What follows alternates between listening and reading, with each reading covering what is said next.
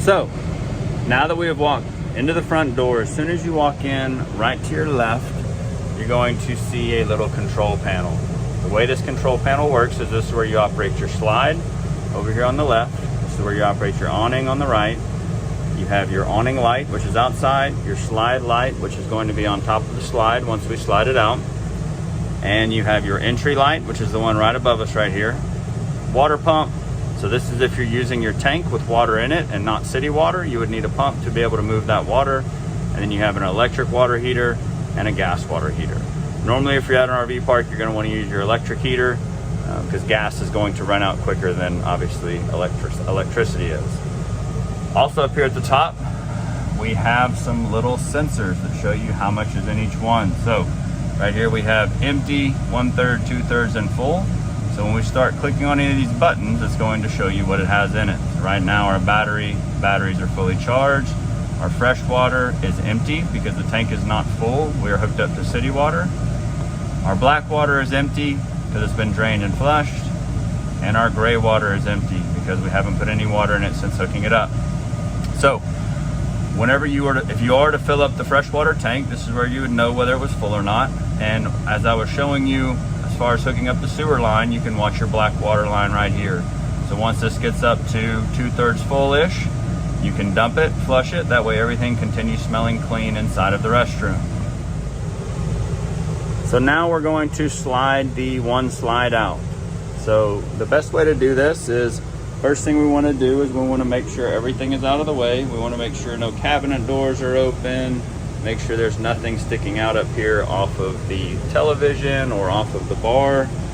And we just want to kind of look down and make sure there's nothing in the way for sliding it out.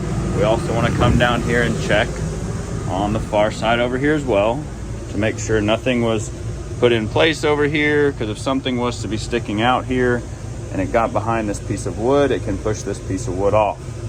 So now that we verified that everything is clear, we're going to come back over here to our panel. And another thing that is usually good to do is go ahead and open your window. That way we can make sure we're not going to run over anything. So I can see out here, I can see where the power pole is, make sure I'm not going to hit anything, and we're going to start sliding it out. So the one over here on our left is our slide. So we go to out. We'll see that everything starts to move out away from us. So again, it's just making sure everything's out of the way.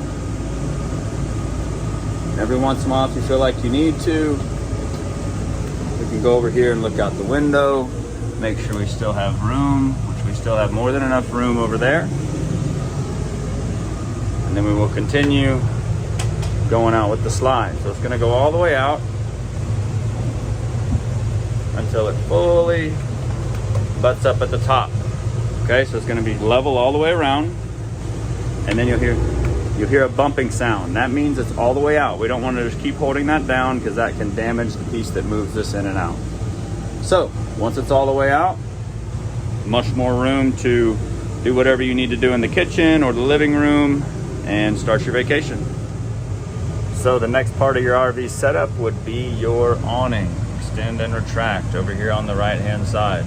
So when we look out here at it, when it's in the fully retract position, we can see that it is all the way up against the side of the RV and it is fully rolled up.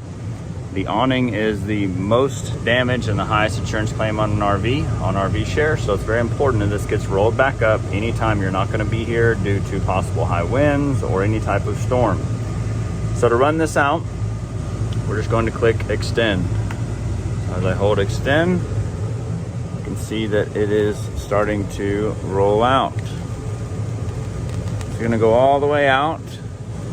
You just need to watch it closely. You should have a piece of plastic fall down when it gets down towards the end, and that means you're all the way out. Right there. That's as far as you want to go. If you keep going, there's a possibility that it could come off, and that wouldn't be very much fun. So have this out whenever you're here, but always make sure and roll it up before you ever leave the RV. To roll it back up, we're just going in the opposite direction. We're just going to come back over here and hit retract. You're going to see it start to roll everything up. That little plastic piece that was hanging down is now coming up with it. It has springs on it, which helps it roll up tightly.